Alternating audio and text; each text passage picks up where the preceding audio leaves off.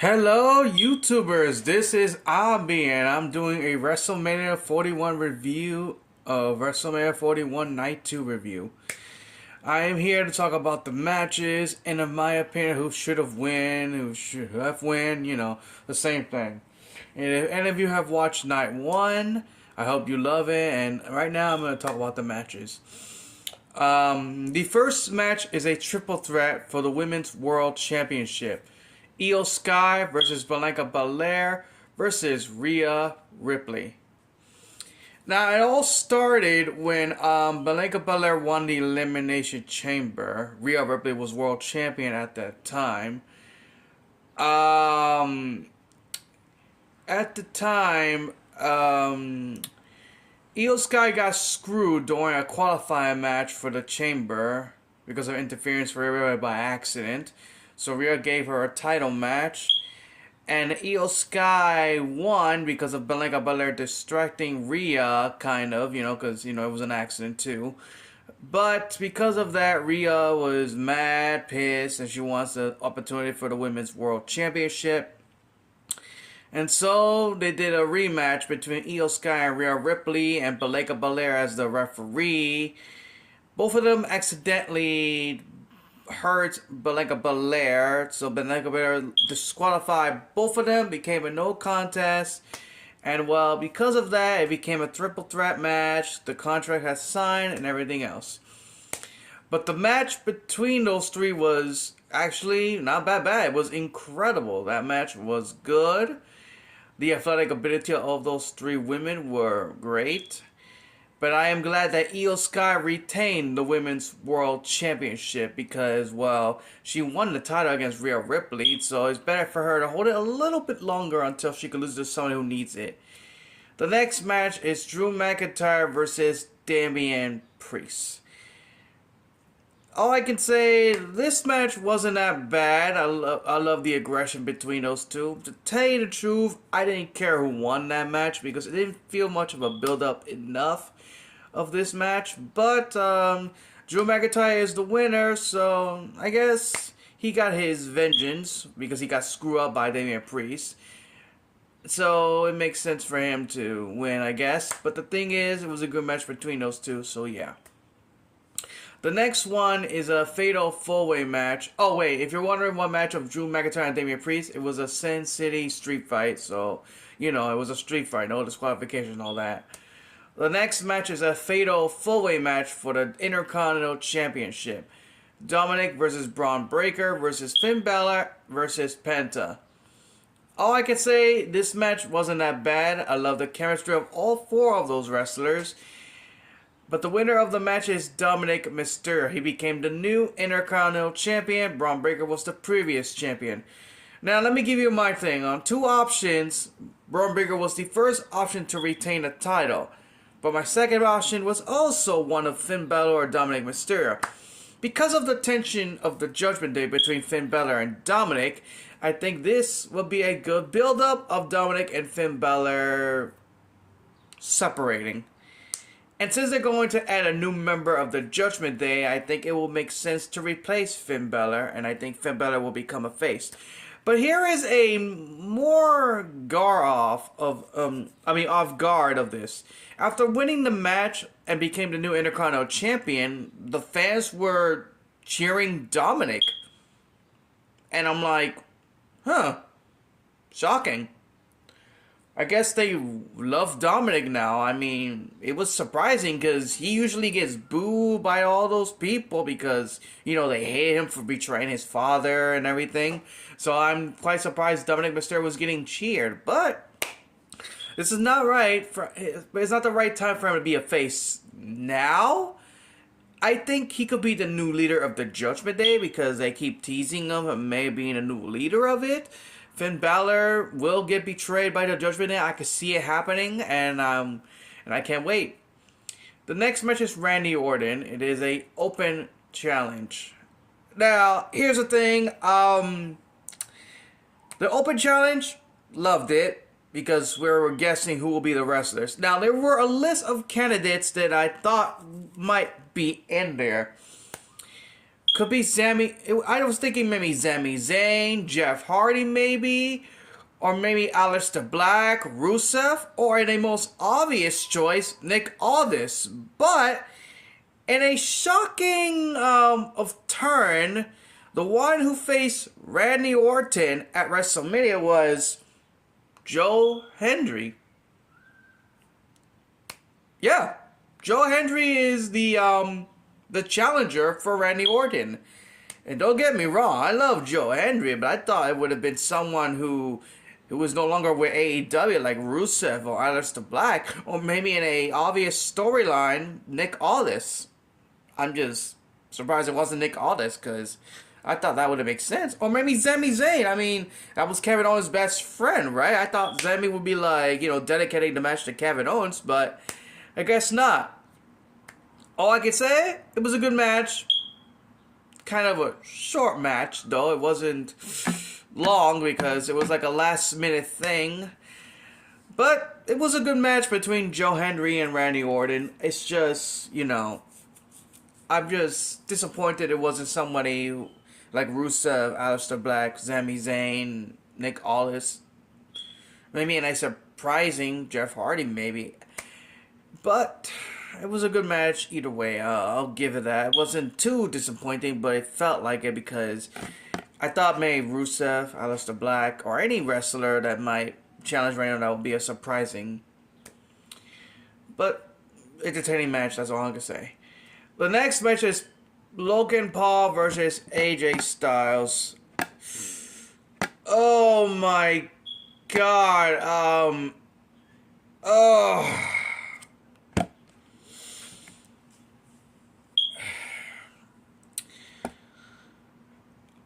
Logan Paul is the winner of this match. And look, I get it, they're trying to make him a star because he did well in boxing and all of that. But I am tired of every wrestler that Logan Paul has faced, he have defeated. The only wrestler that defeated Logan Paul is Roman Reigns. That's it. But any wrestler that faced him, first it was Rey Mysterio. Then it was Ricochet.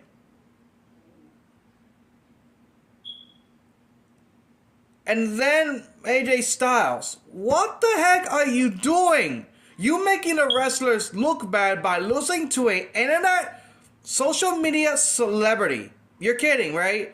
Look, don't get me wrong. I'll give him credit that he does well in the ring, but the wrestlers that face him should have not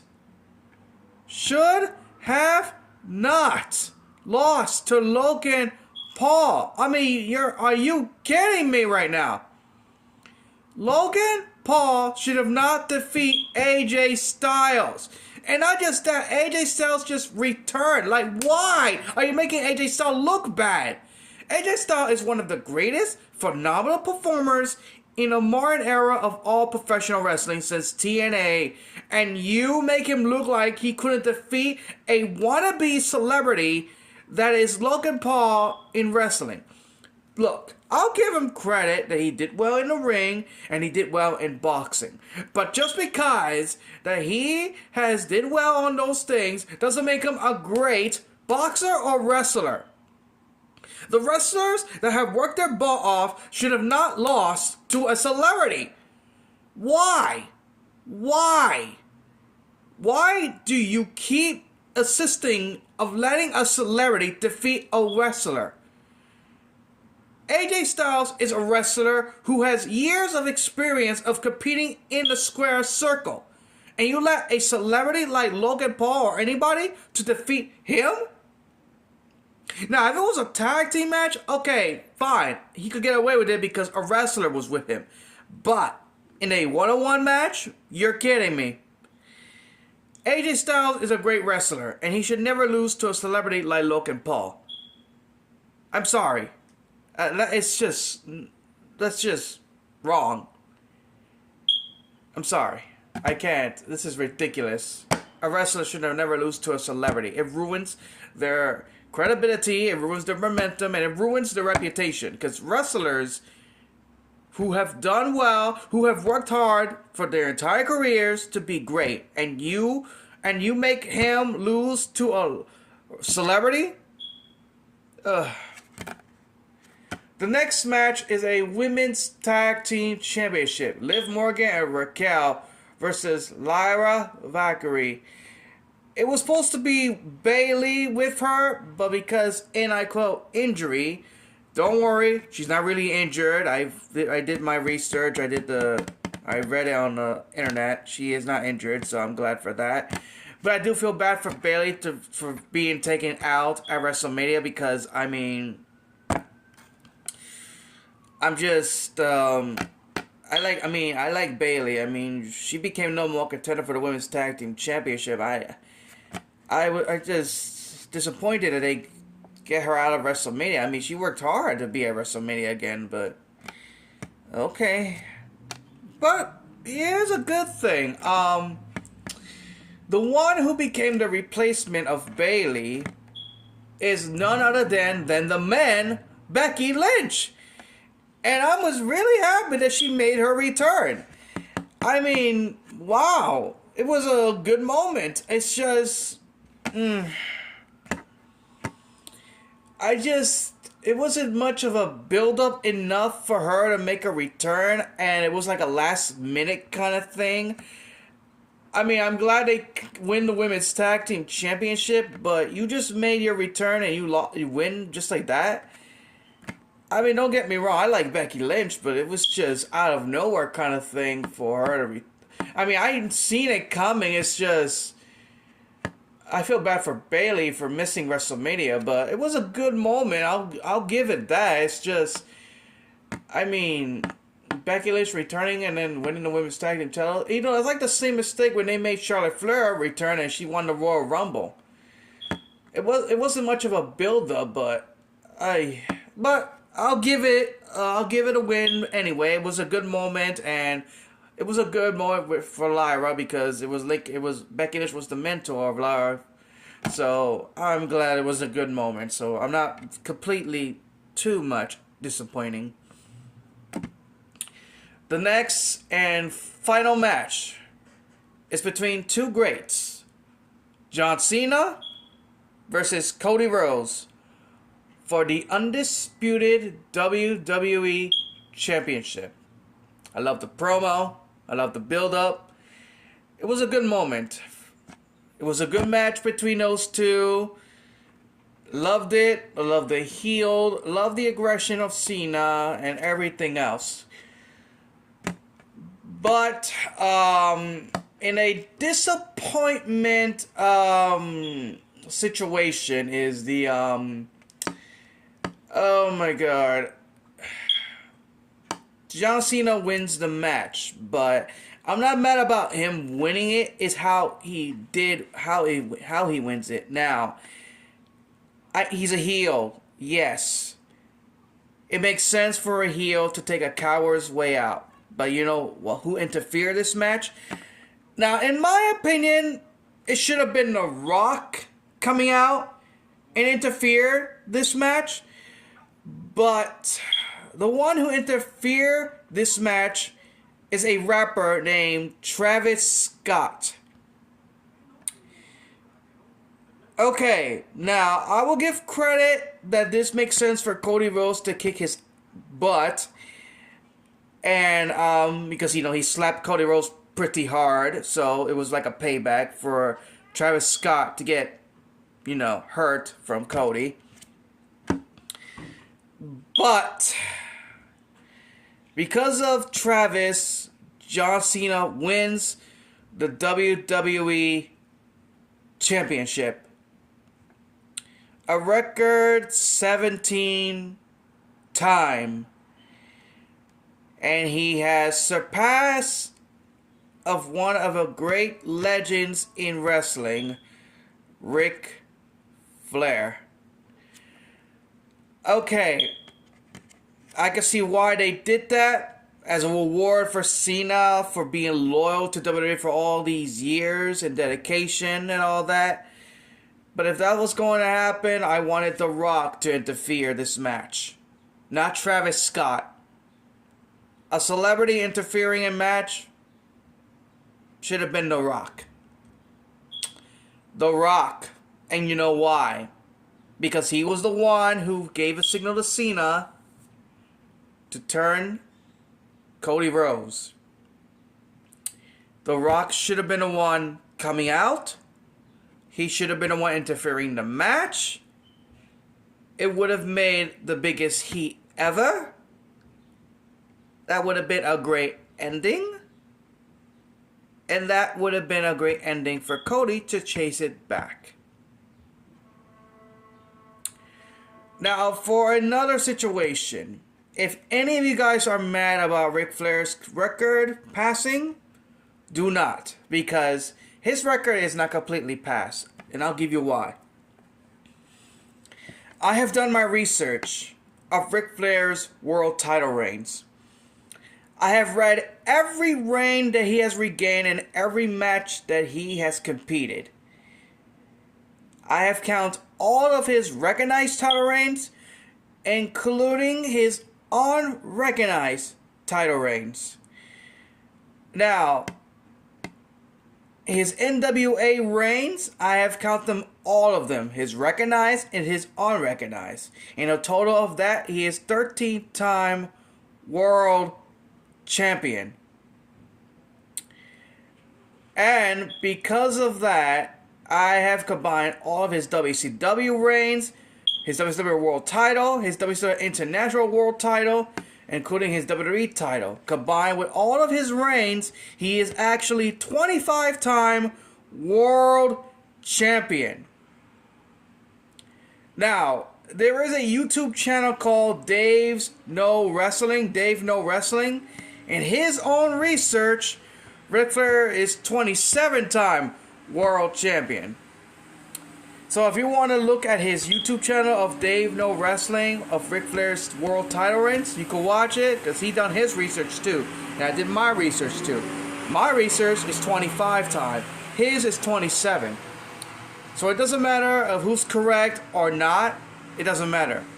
The most important thing is that Ric Flair's world title reign is not completely passed. WWE only recognizes his title reigns of 16. But I did all of his reigns. I count them, all of them, of how many times he has regained in every match. And he is 25 time. Dave's research, Dave Knows Wrestling YouTube channel, his research is 27. So it doesn't matter who's correct or not. The most important thing is that his world title record is not completely passed. John Cena only passed his recognized reigns, not his total reigns of everything he has regained in house shows or everything. So, congratulations Cena, you surpassed his recognized reigns, but you did not surpass his total reigns as 25-time / 27-time world champion. So, congratulations to you, Cena. The storyline of his heel turn and his title reign better be a good one. It better be a big threat of him. So, no part-timing. Compete full-time. Defend your title on every pay-per-view. Defeat every challenger that wants to take it from you. Make it a threat of your heel turn. Because if you want to make the title and yourself a prestigious thing of heel turns ever, do it with defending it, defeat every challenger, and we will find the right candidate who could take your title, the biggest babyface to ever taking it. That's all I'm going to say. As for now, WrestleMania wasn't that bad. Night 1 and Night 2 is a great show. It wasn't too bad. So, this is Abby, and thank you for watching of my YouTube channel. and have a happy day. I hope you guys enjoy WrestleMania. Peace out.